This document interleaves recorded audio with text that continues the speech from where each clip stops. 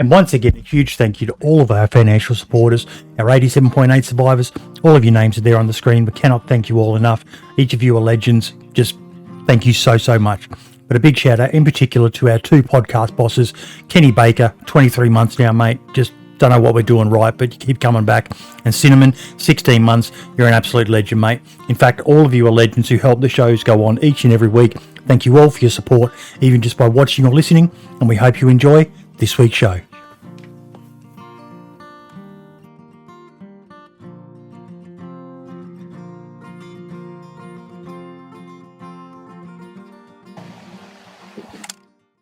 And welcome to episode 154 of the DayZ podcast. We are joined by Dave, as always. Dave, how you doing, buddy?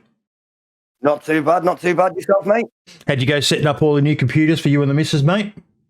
Oh, the odd few hiccups, as you expect when you're building machines. The odd one a mistake or two, but they're up and running. I'm quite a pleased man. It's why I've never tried myself, mate, because I am the sort of person, if you want something broken, you ask me to fix it. I'm not good with that sort of shit, but I'm always in awe of the people who do know that sort of stuff inside and out. It's a skill you learn over time, but if you haven't got the to do it, it's best you don't, because it's easy to screw it. And especially with parts being so expensive, I'm just not prepared to take that risk. But we are also joined by the man of this week's episode, the one, the only Bishop. How you doing, buddy? I'm doing good, man. How about you? Not too bad at all, mate. Now, just so everyone knows, Bishop got called into work, but he's on his break at the moment, so we apologise for the mic. It's still pretty damn good, though. But, yeah, he had to go into work, but he really wanted to do this week's episode. So here we are still performing the wonders of the internet. We had Dave the other week performing from the middle of the English. Do you guys even have a wilderness? Well, kind of, yeah. But yeah. It's not pretty big. So, Bishop, It's mate, a wild island. tell us a bit about yourself. Oh, what's there to say? I've been playing DayZ for about 5 years. Yep. Have around 7,000 hours. Still pretty bad. Get killed non-stop when I try myself at PvP. But yeah, I'm having fun. That's the beauty of DayZ, though, mate. It's a game where it doesn't really matter if you're not a it's great to be good at it, but everyone seems to get caught up on the whole, I'm not a good PvPer, but DayZ is just so much more than just PvP, isn't it, Bishop? Exactly. I mean, PvP is the least of the points of DayZ that I enjoy. I mean, it's nice every now and then to get into a fight, but for me, it's the survival, the exploration. I mean, the 7,000 hours I've played, I've been learning the map nonstop, and that's the fun of it, if you ask me. Yep. Now, mate, I came across you when I was just looking at storage mods, and I found your Bishop's Immersive Storage. Tell us a bit about it, mate. I'll get a link to it up on the page so people can see it. But I was blown away by what you came up with the idea of, mate. We talked about it a bit the other week, but it's phenomenal. Yeah, immersion is a big point for me, There is a lot of great storage mods out there, like all the fancy storages, military lockers, and everything. They are nice, but they didn't fit in the world for me, Like, there is so many assets around, and they're unused. So I thought, yeah, why not? Let's try it out. It gives you the feeling as if you could pick up one of the closets and just put him in your own base. Or cook stuff, they are just aesthetics. It is very hard to make. But yeah, we showed it last week. I'll play it, but we don't need to hear the audio on that because we've got you here. But Dave, the thing that struck me was, using the actual assets from the game is quite a brilliant move in that it's gonna fit in.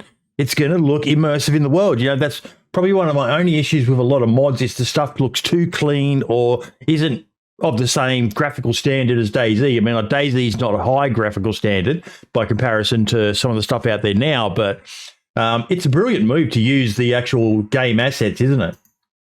Yeah, it stops it from looking obviously modded, which is one of the big problems of base building and whatnot, is that, you know, if you're the kind of base builder like me where you don't build a big standalone wooden flipping box and you like to go inside buildings and take over buildings and whatnot, it is such a good idea, because this feels just like any other house in DayZ, but it's not. It's base, you know. And and the fact, you know, that these assets are already there in the game and completely unused by the game, it makes the game so much deeper now. I mean, you know, you can walk into some places that are unlocked, have this stuff in it, and probably not even ever realize it's a base. Quite crafty with it. See, what we're looking at now on the screen is one of the things I loved the most, is all of these options you came up with, Bishop, for fortifying your base and that. So how do these work? Are these actually destructible items? Like if someone, you know, was to, I know sandbags are hard to destroy, but so this is basically just like building a wall or something like that using any other base construction mod? So the thing with those fortifications is that they when I first did the mod, you could just shoot them and break them, right?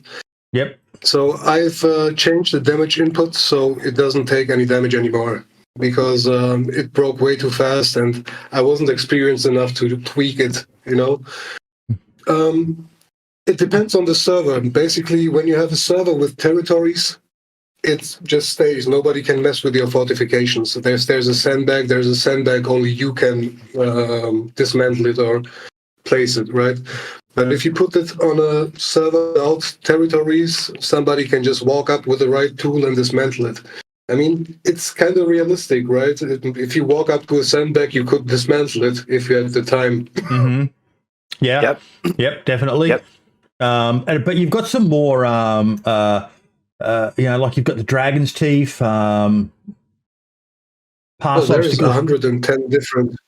110 different objects. Like there is storages, there is parkour, like runarounds and all the military stuff.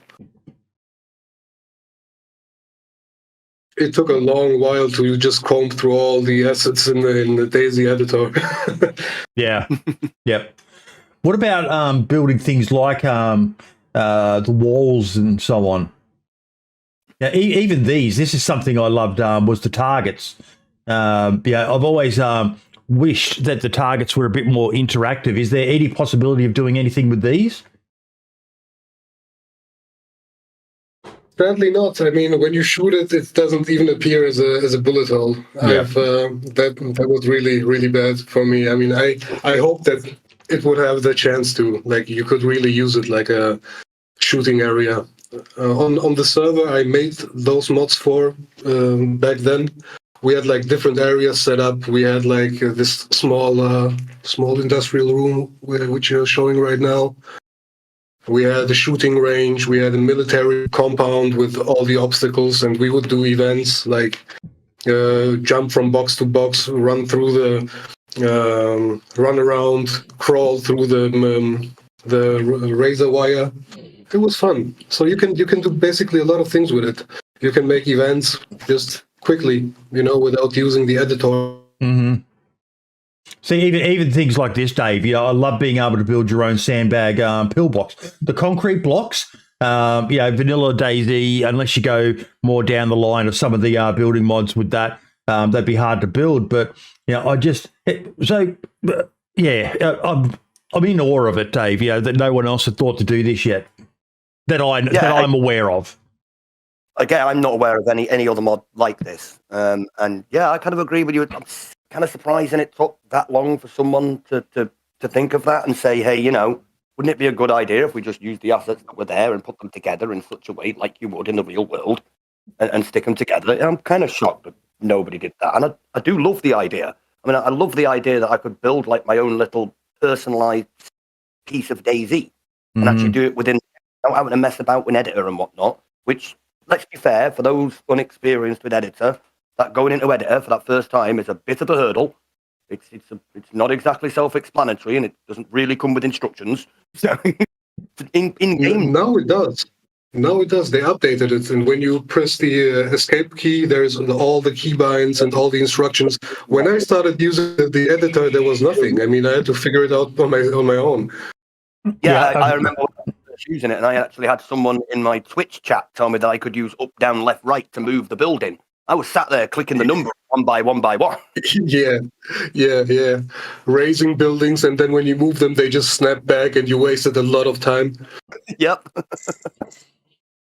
See, even It's a great mod, though. even the things like the workbench. I've seen some. There are some really good workbench mods, but yeah, just using the actual assets that are there, like, and you can attach the chests and everything. Now, have you done it so that these items are visible when you attach them, or just you have to actually go and open your inventory tab near the item to see what's in it? I didn't do that because first I didn't know how to when I did that the first time. I mean, I'm completely new to modding. I've been modding for like half a year, and I've been playing around most of the time. Wow, half a year. Yeah, Actually impressive. I'm very impressed, mate. That's. Yeah. Did you have any background in it, or is this the first time you've ever modded in any capacity? I mean, I've done some retexturing for DayZ, but that's not modding, I mean, and this is not difficult either. It's simple, but it's simple that even I could do it. That's how I think about it. But the other thing why I didn't put the attachments, so the visible attachments, is because it would raise the size of the mod itself. Right now, all those 110 storages and objects are like 3 megabytes. No, 1.5 megabytes only in size. Yep. It's just call it the original files, isn't it? So you haven't had to put. Exactly. In, whereas if you did, you're quite right. It would have blown up in size. Yeah. And to be honest, I wouldn't even know how to. I know today, but it's such a lot of work to attach the empties to all of the different files. Oh, yeah. it would take another few months to make it. With some of them items having multiple slots as well, you exactly swelling up. Your workload is going to be massive, and the potential to make a mistake, screw the mod, and have to spend a long time. Yeah. Very high potential there. Especially if you're a beginner, you most of the time I've been asking in the DayZ Modders Discord for days, like, how do I fix this? How do I do that? And the Modders Discord is great. The community is awesome. There's always someone there to help you and answer your questions. Even Tyson, who was there a week ago, he helped me a couple of times. So yeah. Well, the modding community sometimes gets a bit of a bad rap, but you tend to find that the modding community is usually quite helpful. I mean, most of the people in the modding community have had to have help from someone at some point, so they're usually quite willing to hand that help back out again. Oh, definitely. There's always someone there. I mean, there's the biggest YouTube tutorial guys like Spurgle and all the other ones who really guide you through the basics. And there's some other people who are just like masters in their own category, Oh yeah. Some people that are so good at one job, it's just they're always the first go-to when you've got something similar. So I'll ask them. The problem is when they explain it to you. Sometimes for them it's so easy, It's like they do it every day, and they explain it like it's the easiest thing, and you're sitting there like, what the fuck is he talking about?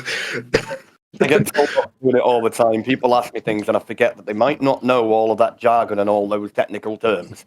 And I just feel it. Exactly. Second nature. And you can see them sat there going.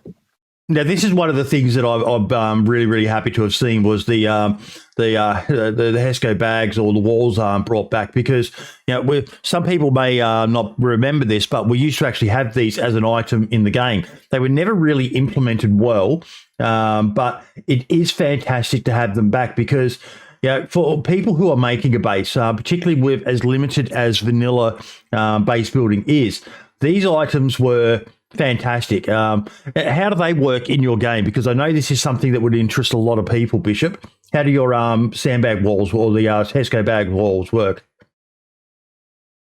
So you have to just imagine that all of these items that you see in front of you is basically just a wooden box. Yeah. It's just a wooden box with the appearance changed. Yep. They work like a wooden box, they behave like a wooden box. Some of them have storage, some of them don't. So you just place them, and that's what puts a few people off. I mean, most of the people have understood it, how it works. When you place the kits, sometimes the hologram it sinks halfway into the ground. So there is a script around that which pops the object back up once you have placed it to the right height, you know? Mhm. So it's just a wooden box, basically, with a changed appearance. But how do you actually craft the what do you need to make one of these? You just need the kit. All of those come in a kit. The Yep. kit looks like a wooden box as well. You place it, and to dismantle it, you need a plier or a screwdriver.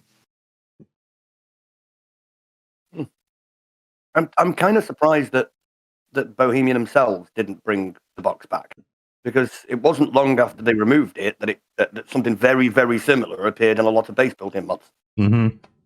You know, it was like many mods are, though. It was too clean. It stuck out. It was obviously not part of the game.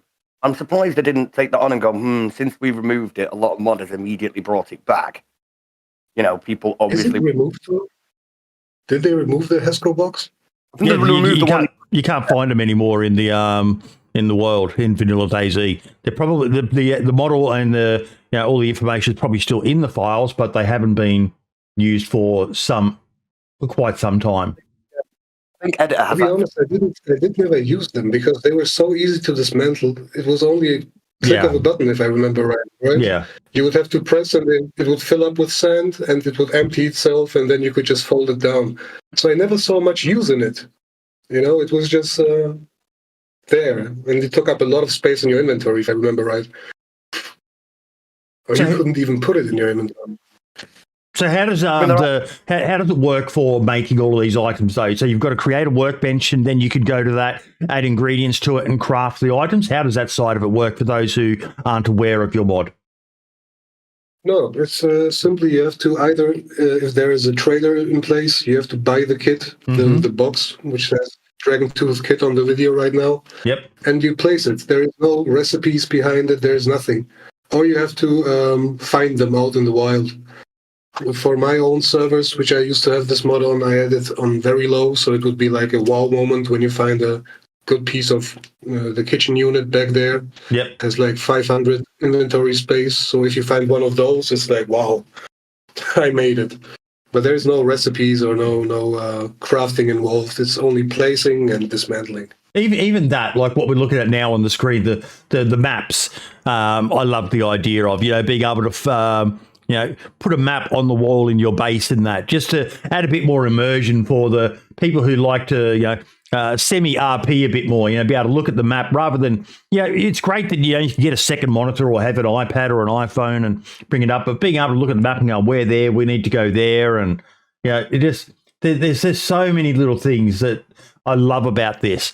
I'd love to see a recipe system introduced, if that's possible in any way, shape or form. To be able to craft some of the items, obviously things like the posters on the wall there, which just add a little bit more of a home feel to your base and all the rest of it, and the furniture. But some of the items like the sandbags and that, we've got burlap sacks still in the game.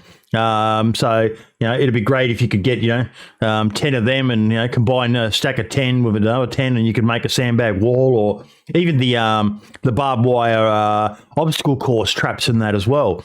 Being able to put them down to slow people having to run across some weak points of your base in that to make it a bit easier.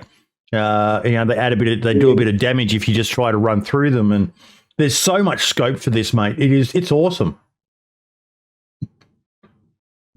Yeah, I mean, I could think about it. The thing is, it takes a lot of time, which I don't have right now.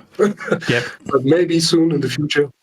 Yeah, like Giga Lobas just said in chat there, great idea. Combine 4 nails with the map, and you create the box, and you can place it. Use the box is just the the proxy for placing it.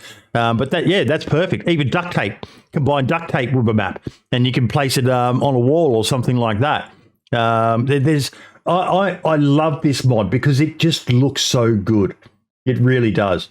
Even the TVs, I've seen that someone has a mod. We covered it some time back, Dave, where they were actually playing videos on the TVs in the game, and it blew my mind that you could do that. You see, I'm glad you mentioned that actually, because I had not an argument, but a little bit of back and forth on Twitter for a good couple of weeks about the possibility of playing videos in DayZ. Yeah, it's been done. It's been done. I knew it was possible, and it took a while before I actually went back and found that to show that it had already been done before. Yeah, I've never seen that. Yeah, well, I can't remember it, but we covered this. Oh, shit, if Lad's in chat, I think he was around when we did that, or it might have even been before then. It might have been when Brim was around.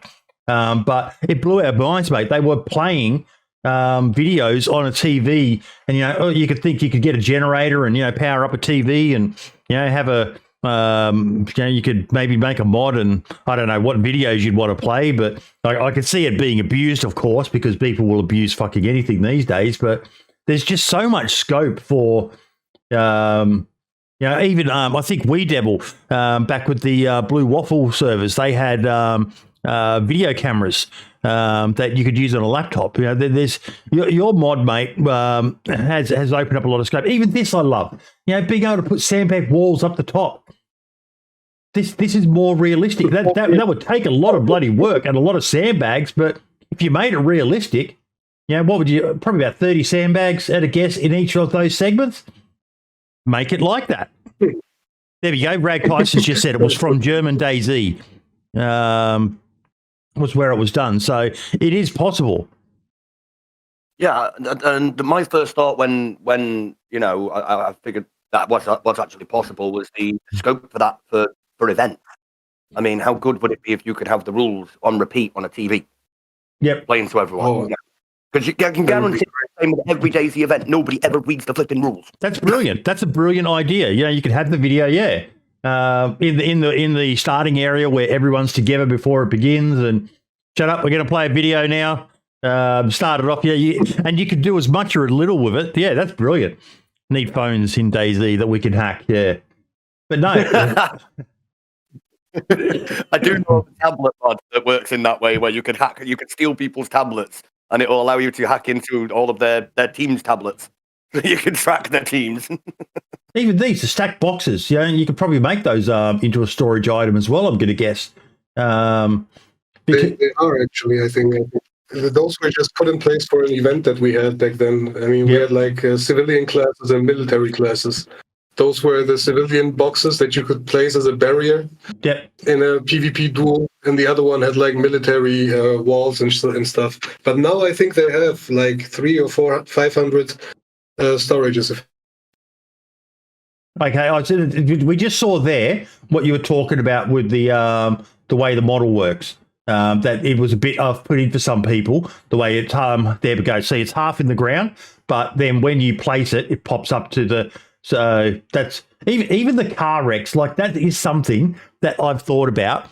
If you were, having to build something and you needed to block an area, would you really go and build, a 1,000 sandbags, or would you just drag a car wreck in and use that to block it? Onto the roads out the front of your base to make it so they have to serpentine their way through, the old zigzags. That's brilliant. I love it. My favorite item in all of those is it's funny, but it's the curtains. If you have seen them, yes, there's two kinds of curtains. Man, I loved it when I found those. They were really deeply hidden in the files, and I found them, and I was like, "Wow, there is curtains in this game." Man. Sorry, the amount Dave? of things that's in the files, though, that a lot of people don't know there. I mean, the first time I started digging through there, I was pulling things out, and I'm looking at the name. I'm like, I swear that's not in DayZ. I've never seen that, and I had to do my homework. To go, no, this has never actually been in the game. The thing is, the names don't always are right. It says something and it's something different. miles out from what they are as well. You end up opening up the texture files and the P3Ds and trying to look at the rough shape of what it is to figure out what it is. Exactly. Yeah. Oh dear. No, so much scope for what you can do with this. I love these sandbag barriers because there is, that item in the game, the sandbags and that, and it would be a couple of planks even to make some of those, because you can see like you got the little firing ports or vision ports through them, and the dragon's teeth to make it a bit harder for someone to drive right up to your base and so on. It's a brilliant job, mate. That you've done here with this. And as we talked about this last week, Bishop, some of the items you've got, it's so well done because, people are so used to just seeing these items that unless they're a really hardcore, thousands of hours player, most of the time they're going to see these items and think, oh, yeah, that's just a vanilla item. I'm not going to check that to see if it's got anything in it. And they may go right past it. So it adds that extra level of, you could get one of these as storage items and just place it somewhere. And most people are going to, you can basically do the stashes by camouflage rather than by, having dozens and dozens of walls. Just go and get a box kit and place it somewhere. And most people are just going to ignore it because they're not going to think that that's a storage item. Yeah, exactly. That was one of my first thoughts was, do you know what? I'd have this on a server that doesn't allow base building, because one of the first things I'd do is go into one of them houses that doesn't have the refrigerator, and I'd place the refrigerator where you'd expect to see the refrigerator, and I can guarantee most people are never going to look at it and check it. That's now a nice little sneaky stash. I can have one in every other bloody house if I wanted. And he's got it so that you can. Oh my God, you've even got the sheds in that as well. That was a different mod. That was the showcase for a different mod I was working on. Yep. But even the concertina walls, that's always annoyed me. Sorry, when I say concertina, barbed wire. So, you get, say, 3 or 4 stacks of barbed wire and you can make a barbed wire fence. Barbed wire fences are not easy to get through. I know this firsthand. The military still use them for a reason. It takes quite specialized explosives to penetrate the barbed wire wall. Yes, you can go up to them with wire cutters. But you've got to have that on you. And it's a little bit, and it makes a lot of noise as well when you snip barbed wire. So it can be heard quite easily. I love it. And to be fair, I would say that in a apocalyptic situation, barbed wire is actually probably not going to be that hard to come by. So it'd probably be something that's used widely. Yeah. It's not hard. It's not in a civilian world. It's not hard to salvage, but barbed wire. There's a lot of places have barbed wire across the top of their fences. Are you playing podcast bingo, Scarspeeder? Did I just? I guess I just triggered one of the spots on the bingo card by talking about the army. Okay. I see you being a cheeky fucker there, Scarspeeder. What else is on this bingo card? What's on that card now? Hang about. Should I talk about? We actually used to use barbed wire to make the perimeter around our base in Somalia. If you do Boydie bingo, if you're doing Boydie bingo, there's got to be something about Somalia. Yeah, I knew it. I like that.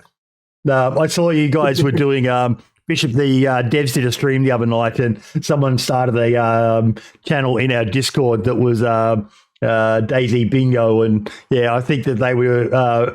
There's the idea they had for it was people in chat complaining, and it was so funny just because I didn't get to see the stream live. I didn't even know there was one.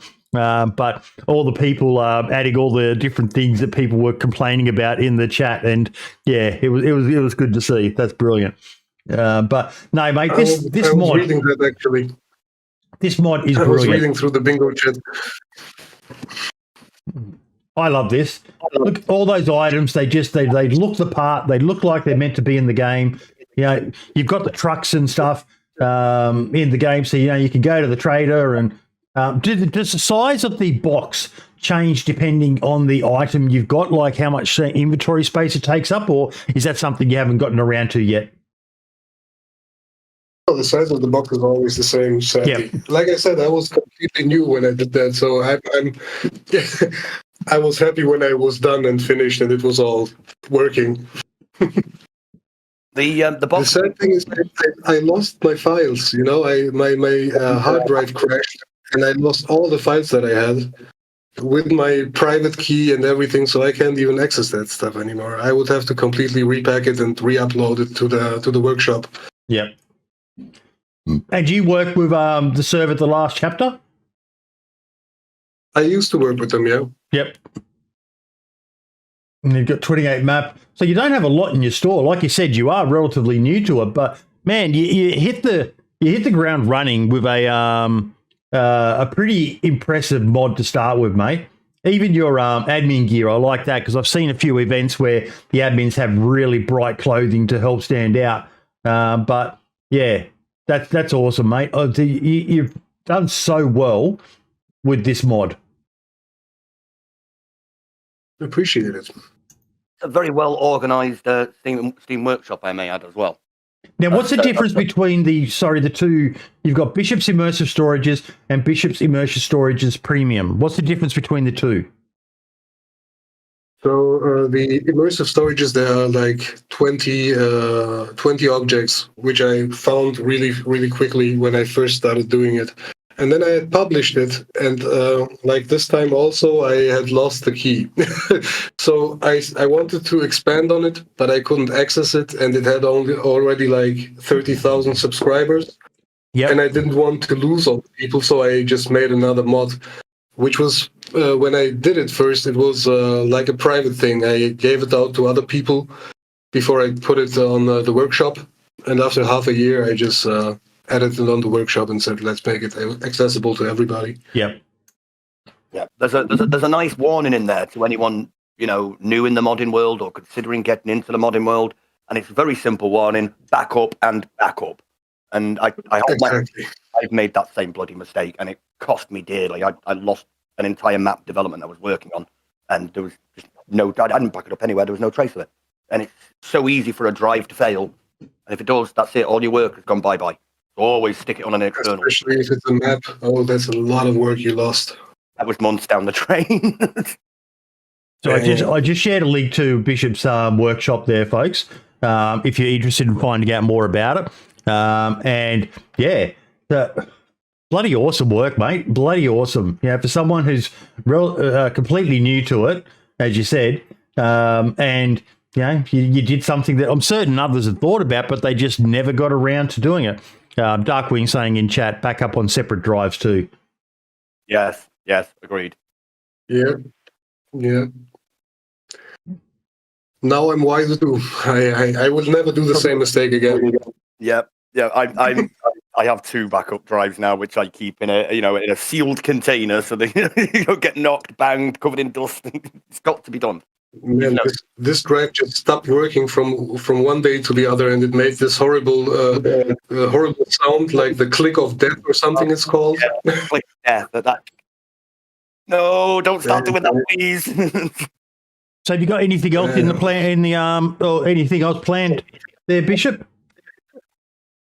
It's funny. I mean, I was working on a Palisade mod, like for Palisade fortifications and stuff, and I was making good progress. I was done with the models. I was texturing it, and then I look into the workshop and I see a Palisade mod, like with a lot of downloads and stuff, and I was like, damn, 2 people have the same idea at the same time.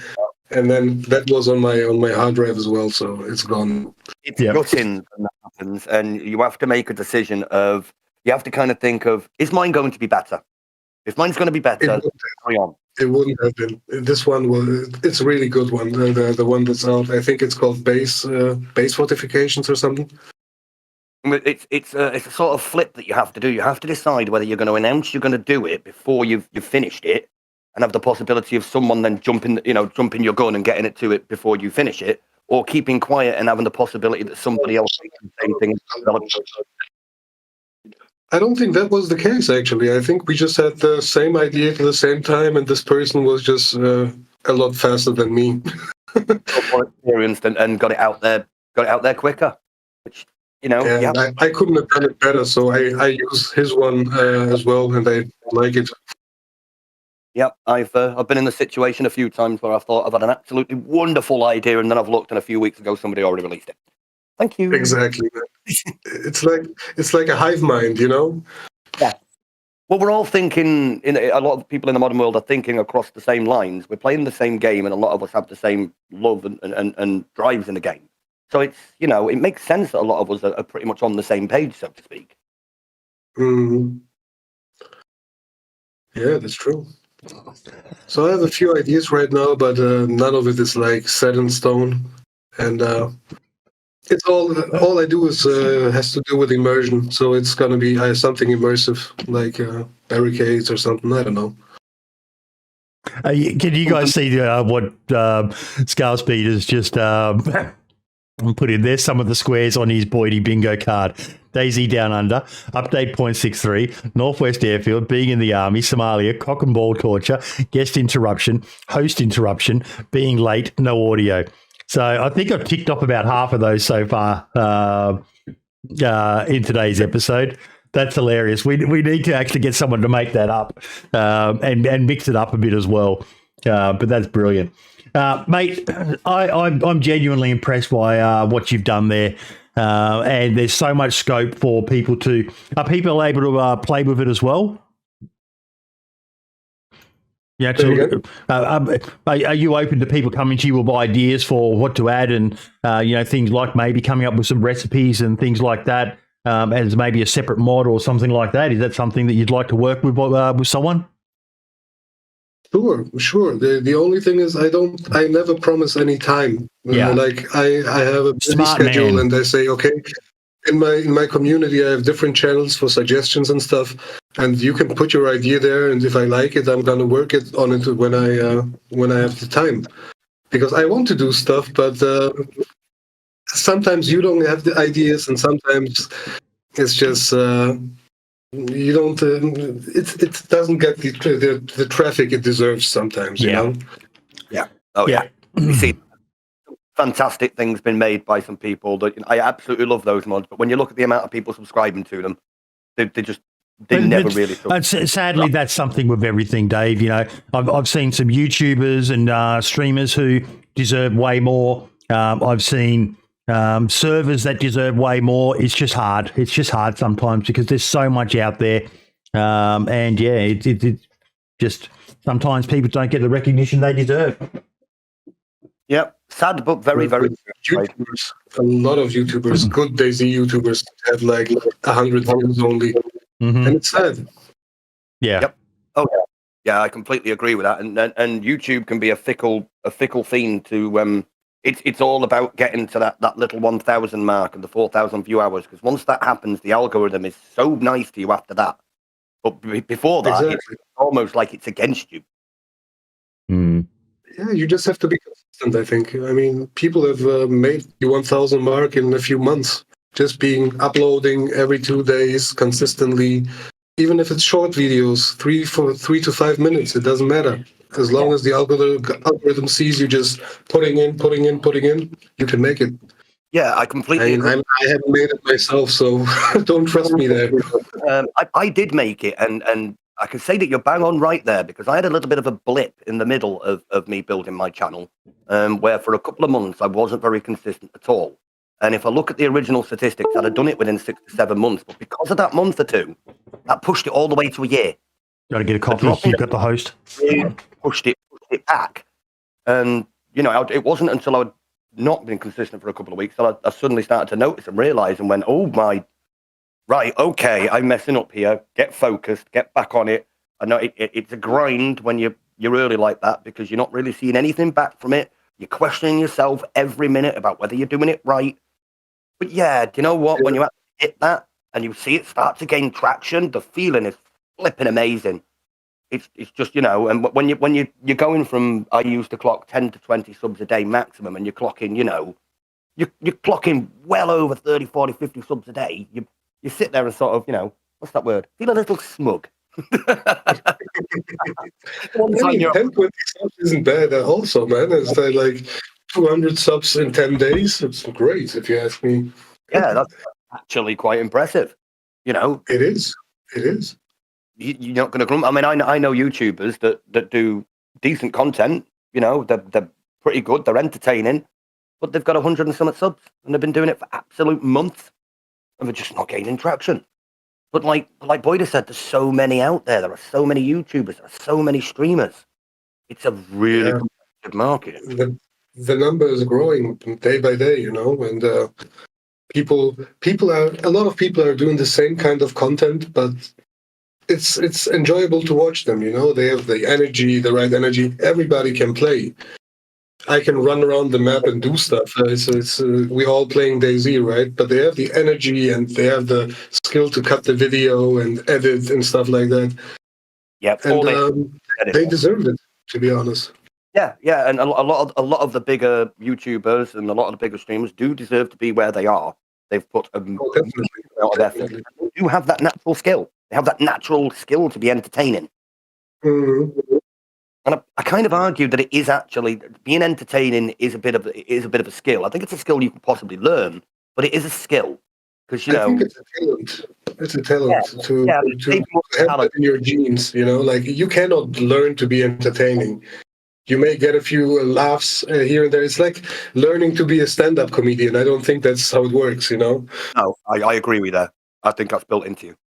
You know, one of my favorite comedians, Lee Evans. I don't think anyone could learn or fake to be like Lee Evans. He's naturally like that, naturally funny man. I haven't watched him, but I'll check him out. Oh yeah, you'll find him quite amusing. He's got so much energy. He looks like he's drunk an entire case of Red Bull. I used to watch Louis C.K. Man, that guy had dark humor, man, and he's funny dude. I always argue Louis- that should be allowed to cross pretty much every, not line, but every subject. Nothing should really be off the table when it comes to comedy, because the whole point is you're not making fun of that subject. You're just putting out the parts that are actually naturally funny about it. Exactly. I mean, I've seen clips of people getting really upset in like stand-up bars and like attacking the comedian. I was like, dude, chill. Yeah. You went there in expectation that this guy would roast people, and now that he roasts you, you're getting mad about it. Yeah. Well, what the fuck did he go to see a comedian then? Exactly. What do you Go think? watch a gangster movie if you want to be gangster, you know. I don't know. I was listening into you guys then as well. It's you learn over time. You learn what works, what doesn't. You see, you guys were talking about comedians and that, and they're always trying new jokes to see how their audience partakes in it. So you can learn it, but for a lot of people, it is just natural how they are able to work with their audience and that. And it's very, very important. We keep on talking about this, that even for modders, that they they've got to get stuff out there showcasing. And if you find mods that you like and they've done the right thing, like Bishop's done, where they've got a video up showcasing it, make sure you share it. Send it to people in your Discord. Send it to the hosts of your favorite servers. Show them what's out there. Get people talking about it, because there are some of the content creators out there who do showcase. Sadly, mods like this are kind of not too popular with a lot of content creators, because there aren't a lot of them, especially the streamers that play on servers with bases. But that's only one part of how people play DayZ. There's a lot of servers out there that do love bases. Bases are integral to DayZ for some people, and the more this sort of stuff gets shared, how many views have you got on that video? Let's go back to it. I don't even know. What's on YouTube? Only got 687 views. Wow. Yeah. I'll share the actual video with chat. But share this on your socials, share it in the Discord you're in. Guys, have you seen this mod? It's bloody amazing. Little things like that. All of this helps with keeping modders motivated. BI make it so hard for them to make any money from what they do, which is a separate discussion for another day. But when they see the subscriber numbers climbing on their mods, when they see the views going up on the videos, like Bishop only has 11 subscribers on his YouTube channel. I like to try to. It's hard to keep on. Maybe that's something we need to look into, Dave. Is a way to have a collection of creators who've got YouTube channels showcasing their stuff. But maybe we get Scarspeeder to do a video on your mod, mate. He gets all the views. Oh, yeah. That would bombard me up to the top, man. Like 1 million subscribers tomorrow. I do just want to say, do you know what? You do have a point there about motivation for modders. And I think the simplest way you can put it is share a modder's work and thank a modder. Yeah. Because modders don't get much back for the sheer amount of effort that they put in. They put a lot of effort in, and there's not really anything, other than seeing people use it and people say, this is great, thank you. That's pretty much all we get. Yeah. For everyone who says this is great, you get 5 other people who says, "Oh, this doesn't work." Yeah, I was about to say that. Yeah, this and that. Usually the only interaction modders get with the DayZ community is fix your fucking mod, which is such an entitled attitude. But the word fix your mod, and it's not the mod's flipping problem; it's theirs. Yeah, yeah, dude. I'm like, dude, this mod has like 30,000 people using it. How is it that it doesn't work for you, and you're telling me it's my mod that doesn't work? I mean, yeah, but 1,000 others, Now, have you? How much longer have we got you for, Bishop, or do you have to go soon? Around 25 minutes. Okay, around 25 minutes. Is there anything else you want to cover, mate? Me? No, Yeah. I'm going with the flow. Awesome. Awesome. Okay, so we will move on with what we've got for the rest of the show. I want to cover something. Let me find it. I think I shared a link to it in chat. Events, I think it went under. Let's see events. Yep, there we go.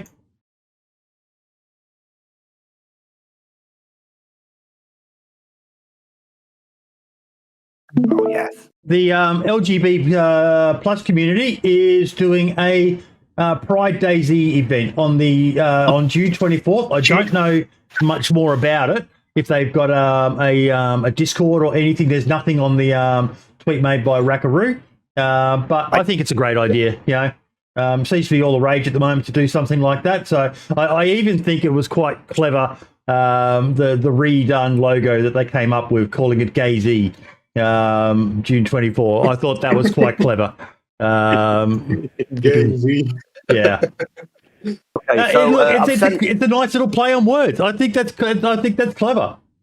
I love it, Yeah. dude. I like the core place.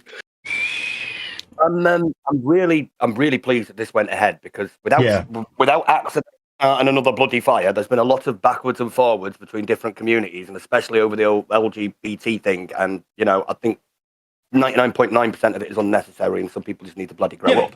But without touching too much into that, I'm really happy to see this. And what I'm more happy about is you don't have to be LGBT or homosexual in any way to be a part of this. I'm one of the admins for this event. Good on you. I'm really proud. Oh, you are. Yeah, I'm really proud to be one of the admins. And Nice, no man. offense, I'm not homosexual. I live with my wife. By the way, they do have a Discord, which I've just sent to the podcast chat for you. It's running under Rackaroo's Tenderoonies Discord. Yep. Okay. So we've got that for you to share as well. But I think why not? Because you know what? I'm kind of sick of people getting really opinionated about something that 99.9% of the time actually doesn't affect them in any way, shape, or form. They're just, you get opinionated for opinionated's sake. So just, I mean, live and let live, dude. Yeah. It's not my problem what anybody does with their own lives. Everybody has, We won't get into it though. We're just here to promote the event, and to wish them all the best of it. And I think it's great that they're going to do that. I am aware that there was some absolutely fucking terrible comments made on that. Get a fucking life, folks. You can discuss stuff, but you can still do it civilly. And not have to make some of the vile things. Something else I do want to shout out though is Madgri finally got partnered over on Twitch. Hey, well Nice. done. That's not easy. Twitch is a bit of a Wasn't she on the show also? partner. There she is, I've- right I've there. got- I've got to ask because it's something that bugs me each time when I'm looking at Twitch streamers. Did you get partnered first time? Or did you take several attempts? Because it seems that with Twitch, most people get denied on the first application. I think, I think a lot of people shouldn't go, public when they're applying, because it's well known that a lot of people get knocked back the first time, and it just breaks your heart. If you're depending on how your ego is, you're going to get embarrassed and all the rest of it if it doesn't go through. I think just make the announcement when you get partnered, and then tell the story and say it took me 3 times of applying, but I finally got there. Or hey, got there. No one seems to understand fully how it works. They knock back some people who are amazing. They knock back, they let people through who you go, how did that one get through when the other one didn't? It's just, it doesn't seem like there's any, quantifiable way to guess other than those weird little charts they had that once you complete them all, you've still got to reply. It's like, I'm either there or I'm not. It always concerns me how they seem to break people's hearts. They're all grinding to hit all of those metrics that Twitch says you have to require, and then they do it, and then they get crushed by being told, yeah, no, you're still not good enough. And it's like, what? Come on, man. Yeah, because that's how it's going to feel for them as well. It doesn't matter how they word it. That's how it's going to feel for them. It's going to feel like I'm not good enough for this, and that's not a nice feeling to have. Yeah.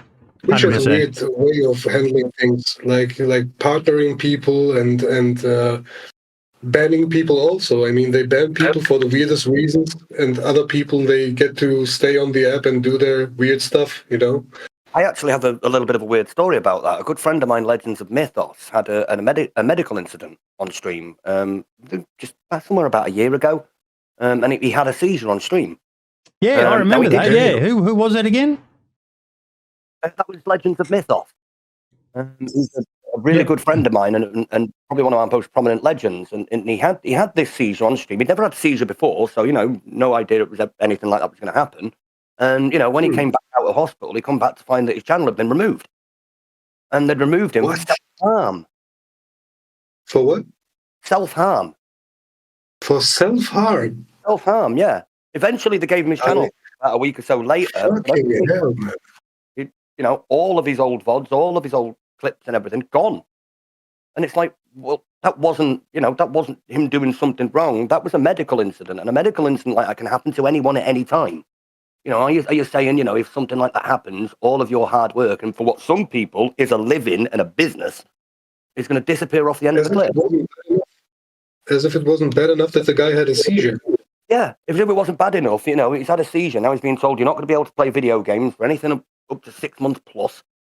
You're going to have to look after yourself. Can't go to work. Oh, and by the way, you're not even allowed on Twitch. What? Wow. I mean, if it was good. That's sick, man. That's really disturbing. Yeah, and you've got other people that are doing, blatantly things that go against terms of service. And yet, Exactly. allowed to slide through. Oh, we'll give them a warning. What? Because those people, they bring in the big number of people who watch them for their weird videos. And the Yeah. other guy who just streams playing whatever he plays, he has a seizure and he's expendable, Only got 50, 60 viewers, not bringing anywhere near as much as those big boys. So, you're expendable. Yeah, And- it's sadly that's the business world of online streaming and making videos. Mhm. Yeah, I suppose if you're not making them the money, you're not really their main interest, are you? Of course, I mean, And it's sadly true, but that's the whole argument that places like Twitch should support the smaller streamers better. Because although that smaller streamer isn't making a lot of money, I bet if you put all the smaller streamers together, they're still making Twitch a substantial amount of money. You know, Definitely. and you want to be able to say that your platform has more streamers than any other platform, don't you? It's an absolute shit fight what's going on with all the different streaming platforms and all the rest of it. All I can say to a lot of people is just look around, work out what your options are. I multi-stream for a reason. I had to hand back my Twitch affiliate and for that, but that doesn't bother me because we're doing just as well over here on YouTube. If Kick is your thing or if Rumble is your thing, get out there. You know, there's not just them. There's other platforms out there that you can stream on. Find out what works for you and do whatever you're comfortable with doing. Me, Kick isn't for me. Just the backgrounds of it. I watched a very good video by Mark's favorite content creator, a guy by the name of Devin Nash. And apparently, they've just signed XQC, and he crashed the server on the first time he streamed on there. So a lot of companies have issues when they are still starting out on that. And yeah, Kick's been around, quite a few months now. But we'll see how they rise to this. But the big issue they're going to face is it is still a Wild West over there. And it's something that Devin talked about in his video, and that he basically called it the Eye of Sauron from all of the media, your music industry, the movie industry, and all the rest of it. It's pretty much been just sitting there staring at Twitch and YouTube. Now with XQC, that eye has turned and is boring in on Kick now. So whether they can change, they've got a culture. Apparently even XQC said it's going to make it easier to watch movies on stream. That's a stupid attitude to have. I know some people might sit there and say, who the fuck are you? Boy, you're just some loser with nowhere near his engagement. Yeah, but I'm well aware of what could happen. If they decide to crack down, if he starts watching, the latest movie that's just been released to video or something like that, you don't think that Amazon or, not Amazon, Sony or Fox Studios or something is going to not sue him individually? It's just not worth it. The same as playing copyright music, folks. It's just not worth it. And all you'll do is end up leaving a legacy of something like what PewDiePie or Jake Paul or Logan Paul have of an adpocalypse by your own selfish actions. It's not worth it, especially when you're the size of some of these people. $100 million deal. Yeah, there's people watching that. I don't know, man. I think streamers like XQC don't even care about their legacy. Because if you make this kind of videos where you constantly scream and shout and I don't know, man, it's not my kind of stuff, but it's tastes are different, right? Yeah, but hey, it's what a lot of the young people like. Bishop is those high energy, iShow speeds and Kaisenat and all the rest of it. They love that edginess and how far will they go and.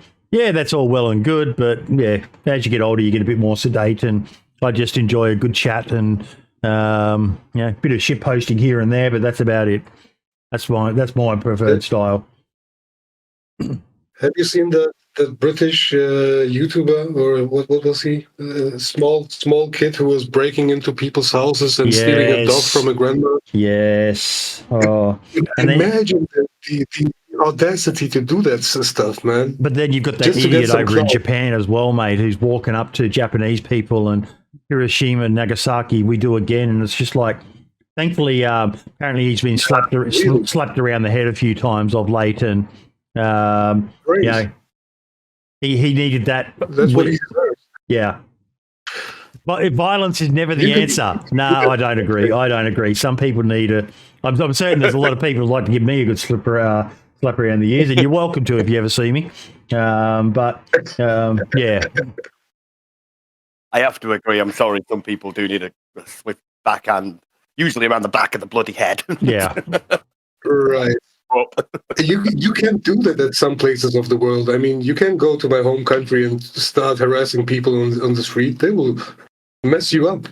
Yeah, definitely. Don't do that around my end either. If you started harassing people, they just beat you up. Well, the other thing as well, I saw with the guy in Japan, I saw someone talking about it, and they said Japanese culture is a lot different to a lot of other cultures. You know, you go on the subway, on the train in America, it's noisy, people are talking and carrying on and all the rest of it for the most part. A lot of people just want to sit there and just, you know, put their headphones on. But Japanese culture, it is very, you maintain decorum.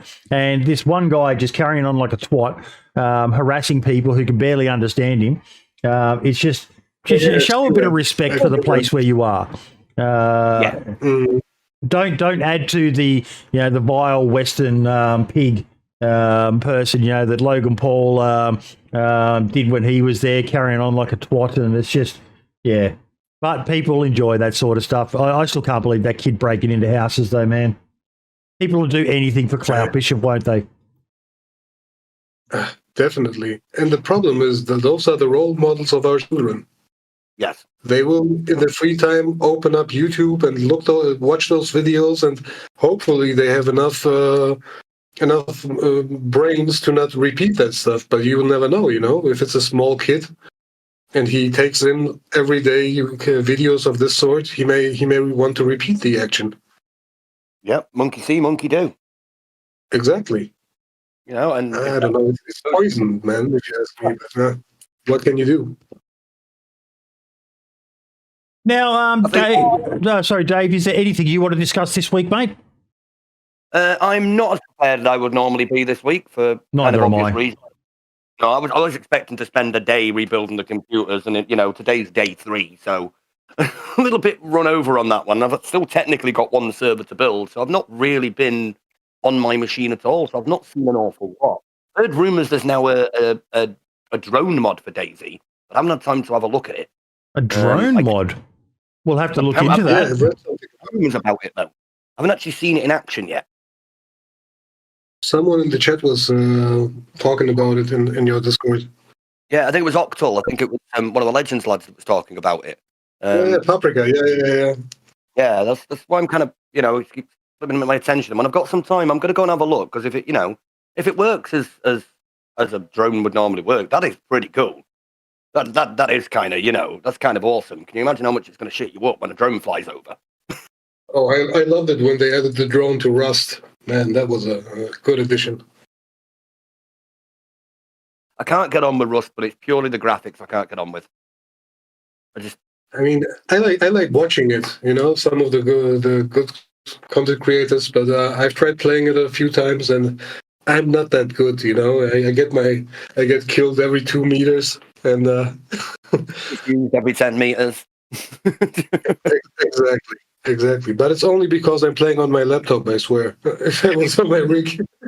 What was the laptop? It's always the laptop. Always blame a lack of power. Mm-hmm. Here we go. I think I found it.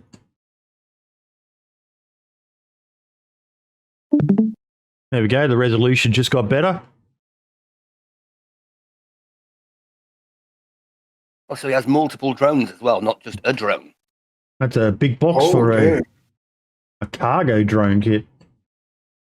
Oh, so this is the Amazon drone then? Yeah, that's your Uber Eats drone. Oh, how much do I carry things? This looks amazing, man. Wow. Show where the drone is on his screen. It's going to open like a mini map, isn't it? Like a GPS tracker, I think. If so, that is flipping cool. Dude, the model of the tablet looked so nice. He's done a really good job at this. Mm-hmm. So you can pack them back up as well. Nice. There's some great models out there. They all just cost a bit too much, if you ask me. There are free models, but yeah, I have to agree. Some of the models that are not free are quite bloody expensive. It's a lot to invest, and when you don't get anything back for your modding work, or the majority of that you don't get anything back, it's a lot to invest.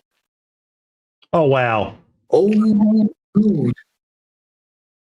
Oh, seriously? How the hell did he do that? That's impressive. That's very impressive. That's almost like a vehicle. And if there's no batteries, you get, oh, wow, well done. So now it's got a battery for the camera, but no battery for the drone, and it even says the battery is dead in the corner. So it's giving you a signal and a battery level. That's clever. Great execution, man. Let's see how it flies, though. Yeah, that's. I'm itching to see it take off now.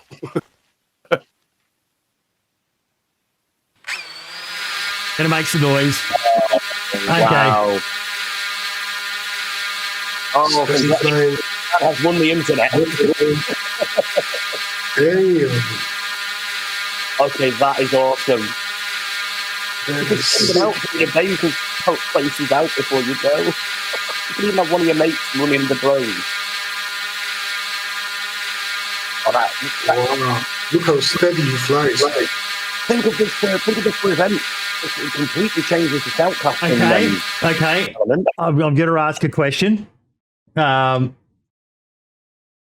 of the, and I'm going to go a little bit off track, but it's okay. Scarspeeder pretty much picked my mind. Holy shit! It drops grenades. Holy shit! Does it?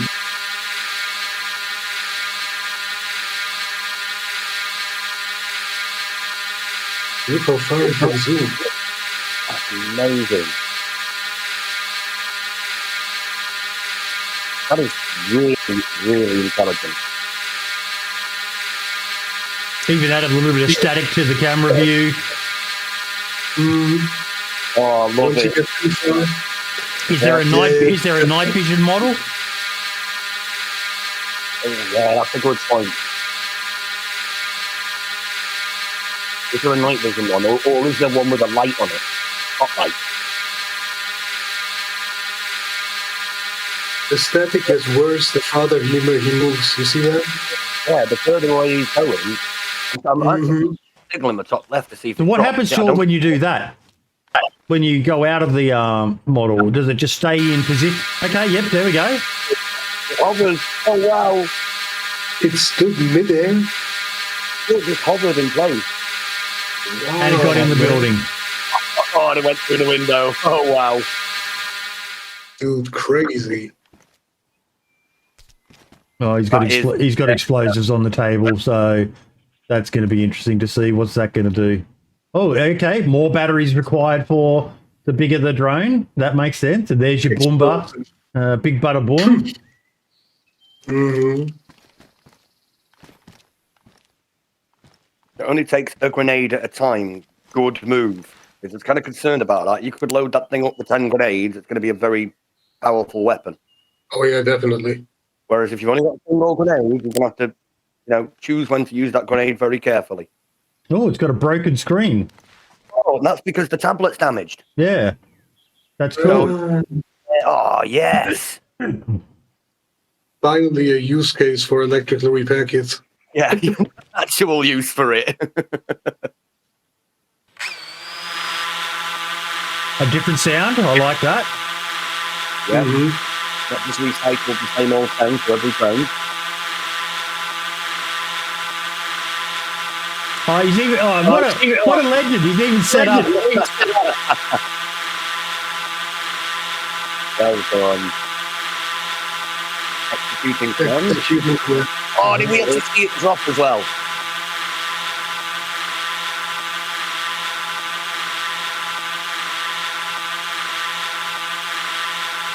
So you just drop a gas grenade into someone's face, smoke them out.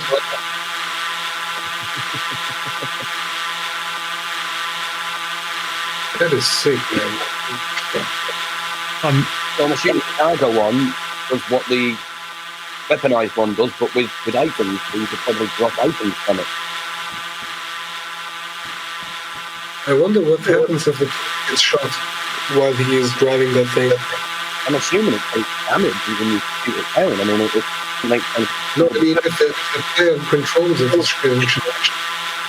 Well, good point. I'm assuming whoever then. Oh, yeah, I'm assuming whoever then. See, there's one thing. Sorry, I've got it. There's one thing I'm loving is you can see it over here. It shows you the angle of your camera, so it makes it much easier for people to know the angle to drop their bombs from. So that's actually very clever. Oh, I didn't even see that. Yeah, 0 degrees. Huh.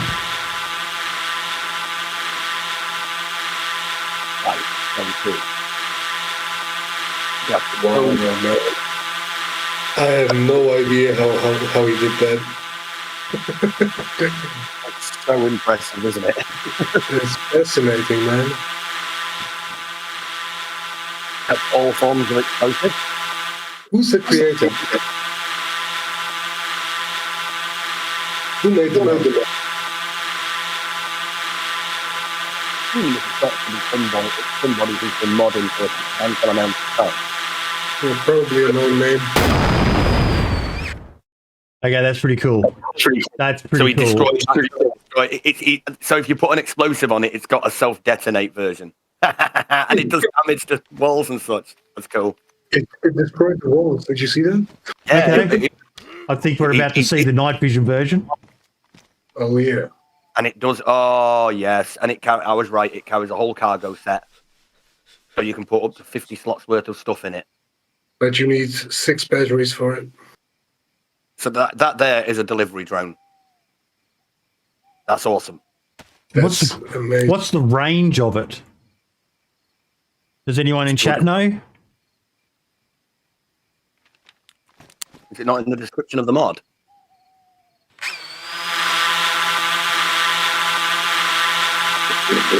Yep, there's your NVG mode.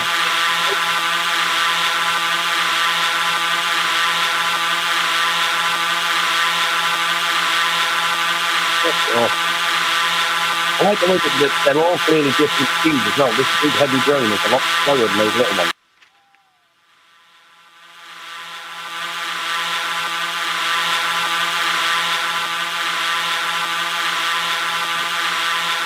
The fight at the other end is got to manually remove right and center. We've got to literally deliver it to someone.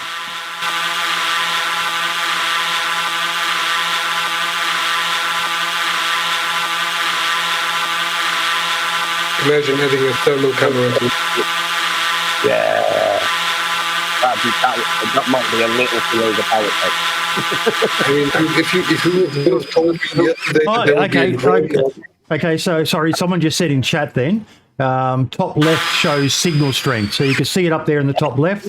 So you're getting an idea of how it works for you. That's amazing. That is, I'm genuinely impressed. I will share that with folks because on a personal level, I've got to say it amazes me what people can do. But the whole drones thing is it scares the shit out of me as a soldier. That we're basically using tech like that, and the footage that you've only got to go to Twitter and you can see some of the footage of how effective these things are. It's fucking scary. Imagine dropping pox grenades onto people in the game. It's wow. I'm genuinely impressed. Again, yet another example of someone who automated turrets. Oh yes, now that one's been around for a while now. What? Yeah, it can be set between player and NPC as well. So you can have it only shooting animals or zombies. So it's the same guy. It's the guy that brought the turrets. Dude, what? I haven't seen that stuff, man. I'm out of touch. In my head for a while. Fucking hell, man. It's very very good. And like most mods, you can use a script override to change what it looks like. So you can use other models of turrets as well. That's sick, man. Wow. Man, that's insane.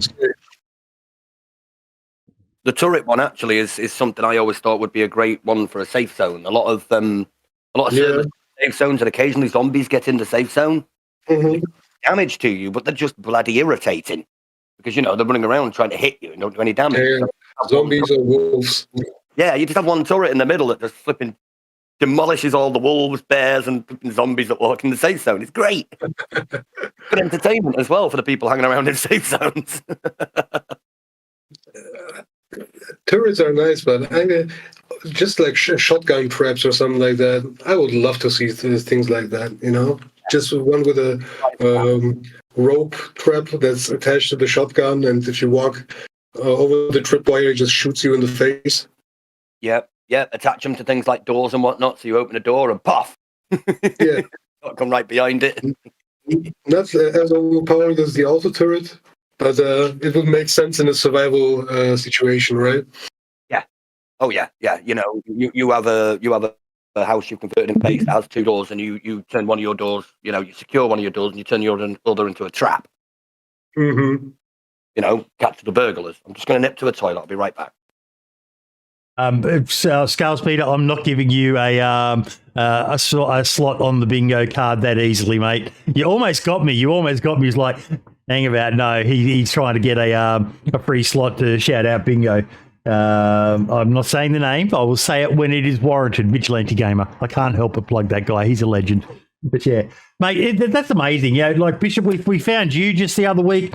You know, I wasn't even aware that there was a turrets mod. There's just so much out there. So much.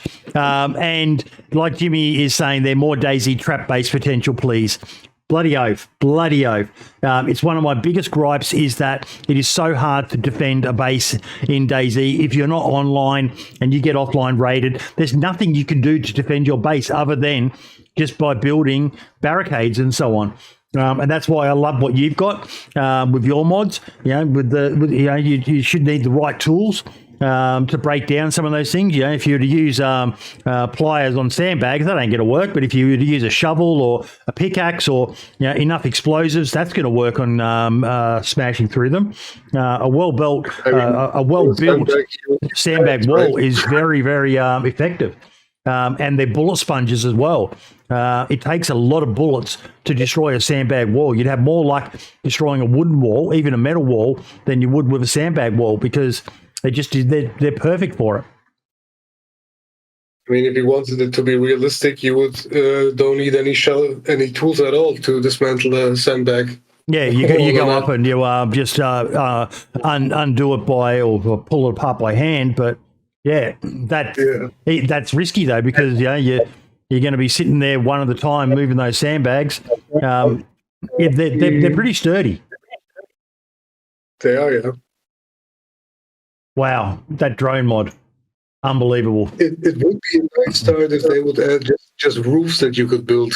I mean, it's difficult to defend the base when there's no roof on your base, right? Mm-hmm. Yep, just having watchtowers and fences is like the worst idea I've ever seen in a survival game. Yeah, and it's I think why many people who play base building tend to play ones that have got modded base building on it rather than vanilla because, like you said, it's not easy unless you're securing a building. It's not easy to defend your base because you can't secure buildings on vanilla. I mean, it's really hard. It's really, really hard if there's no CFG gameplay modified, or if you don't have build anywhere on. Have you tried building on some of the buildings or placing a wall? The amount of times, the amount of times I've had to go to an admin because I've placed the gate, built the gate, put the lock on the gate, and the lock's in the wall. So I can't. Thanks, I'm locked out my base. Can an admin come and delete the wall so I can try again, please? Irritating. You know, by the time you build the base, you get that one gate in. You block the windows up and go, I'm not building anything else. Screw this. It's too much of a pain in the backside. Man, we all forgot how difficult it was earlier when we started playing DayZ to gather all the stuff. It took a week sometimes until we had nails, pliers, shovel, a saw, a hammer. Yeah. And then you could walk around for days, and then when you just found the last piece, someone popped you in the head, and you have to start over. Or you spend all them weeks building it, and some kid that spent 3 hours duping items comes and drops a plethora of grenades around it, and goodbye base. Man, when I started playing DayZ, there was this there was no community servers, and there was this weird thing that if you changed servers, it would respawn you on the other server in the same space, right? Yeah. So you could just spawn in people's bases. Yeah. You walk up into the base, switch servers, take 2 steps, switch back, and then you're in their base and you can loot them.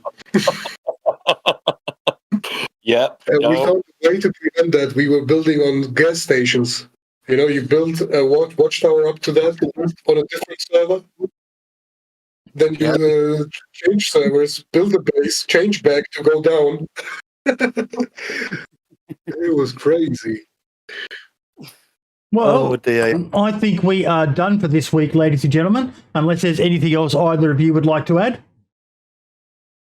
No, No, I think we've had a pretty decent little show there. I know we've got to keep it a bit shorter as well. Mhm, 'Cause obviously, mhm. you run out of time on your break. We have got a guest lined up for next week as well. We're pretty booked out for the next month and a half, folks. I'm trying to fit more people in. If you know of anyone who wants to be a guest, get them to reach out to myself or Dave or whoever. Jump in the Discord and ask. But the next guest that we have lined up is Matty Ice will be coming on to talk about the Bitterroot map, which is doing quite well. So I'm quite excited for that one. And then we'll be releasing the lineup for July. We've got 5 shows in July and some pretty good ones as well. So we'll announce that after next week's episode, but I'm actually really looking forward to that one. Individual spotlights. Bishop, what we like to do here, mate, is just shout something out. What's something that you've been impressed by the last week or so? Anything at all, DayZ related, not DayZ related, anything. oh man, I was impressed with the drone mod right now. Same. I've got to say, that blew my mind. So there's my shout out. Dave, what about yourself, mate? Well, as I said, I'm not very well prepared this week. I have been very busy. It's the drones for me too. That was something that I was hoping to get a chance to look at before today's show. But obviously with the computer only getting up a few minutes before we started, I didn't get a chance. And I'm really glad that it's actually lived up to the expectations. Because I'd heard a few rumours about it and I was a little worried that I might go and see it and it might be a bit, well, crap. But certainly not. That is incredibly impressive. Well done. I'm going to give my shout out to a guest that we've had on the show before. Good old Ariana. Her events are absolutely kick-ass, but she got rejected by Twitch yet again. When they do things like this, it's no wonder why people hate them. But yeah, Twitch partner rejection, number 6 under the belt. That one hit harder than the previous ones. Yeah. Yeah. Nice to see a lot of people giving you support in the comments, though. And yeah. Keep going, Ariana. Keep going. It's shocking because the amount that Ariana does for the DayZ community as a whole, and the amount of one of the things, and one of the things that really disappoints me is she is doing these events. Now, you look at when she runs Kings of the Castle, Queens of the Castle, and that, you look at the cumulative viewer total that she is helping bring Twitch primarily. I know there are some people streaming on other platforms, but the majority of people who play in her events are on Twitch. The least them pricks could do to thank her for, bringing all these people. I've seen some of those streams where I think Amish was hosting it, and he had like 1,000 odd people watching. Now, I know 1,000 isn't a lot per se, when you compare that to some of these people who have 80,000 people watching them, but it's events like that get a lot of hype around even some of the smaller streamers. And 6 times. Twitch, come on, man. Yep, sort it out. And you're bang on right. I know for a fact that at least 4 or 5 of the streamers playing had over 1,000 views. I think the majority of the shoutcasters are somewhere between 500 and 1,000 views. Yeah. And then you've got the 40-something players to consider as well. You can have upwards of 10,000 views there, and the sheer amount of subs and whatnot coming through them channels. Didn't the Running Man do the last one as well? He would have had 3,000-4,000 probably watching him. Twitch got one of the things. Events in DayZ helped blow Twitch up. Survivor Games. There we go. I've probably just given another bingo card slot there. But Survivor Games really blew up esports on Twitch as a platform.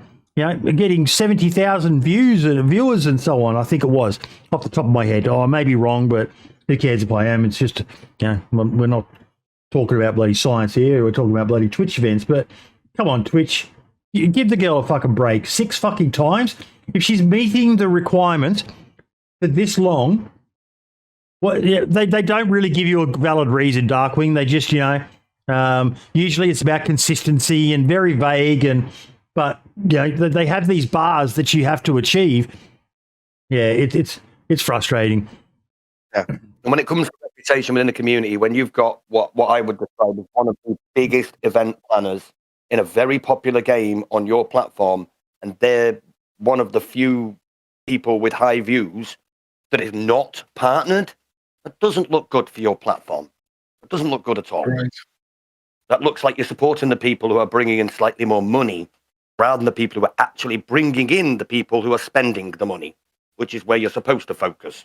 Not where the money is, it's where it's coming from. It doesn't look good from a business point of view. It's just starting to look punitive in a weird sort of, nasty way. But keep going, Ariana. You'll get there, buddy. Ladies and gentlemen, we are done for this week. Thank you all so much. Looking forward to next week's episode with Matty Ice and the Bitterroot map. I'm actually going to be, throughout this week, jumping on and playing it. I haven't played it yet. I've been running around. I've just got to give one last shout out, actually. I've been running around on Banov again. Haven't played that in a while, and it's changed a lot from when I was on it. Some spoilers here if you haven't played it, but the bunkers are scary as fuck. For those who know, I'm not going to ruin it too much, but I went down into the bunker in the top left corner of the map with a Bison and 4 mags thinking, that'll be fine. Yeah, no, it wasn't fine. It wasn't fine. I'm back down south again, and my partner in crime managed to get out safely. But all I heard him say was, "There are so many eyes; they're coming at me," and he kind of cock blocked me to getting out, and I got killed very, very quickly.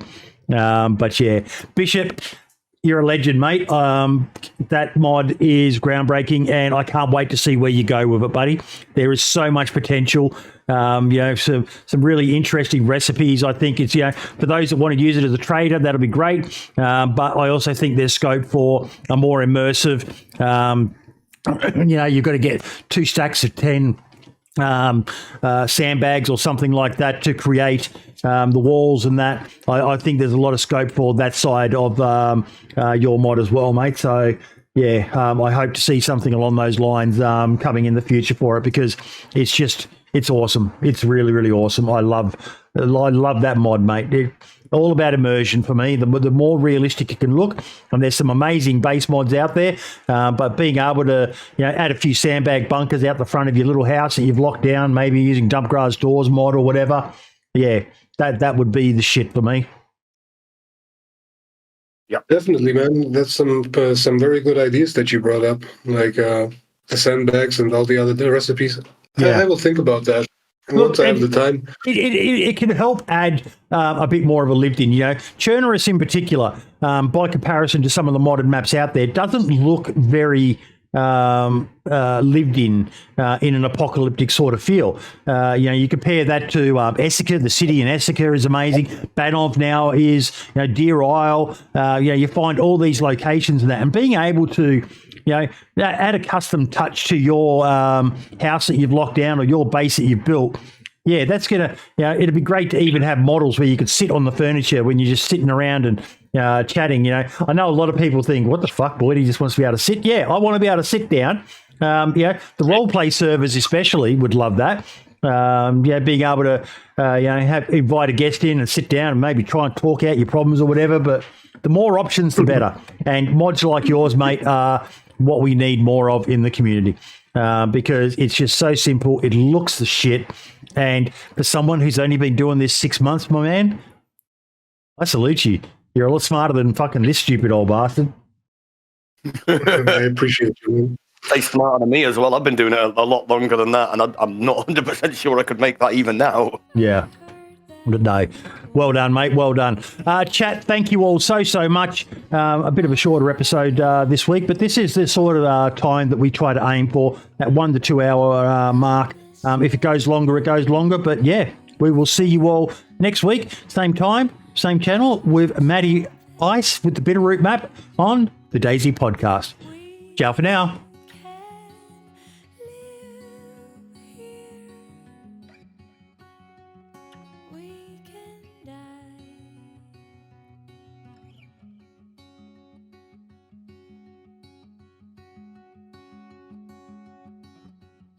There's nothing to fear if you try,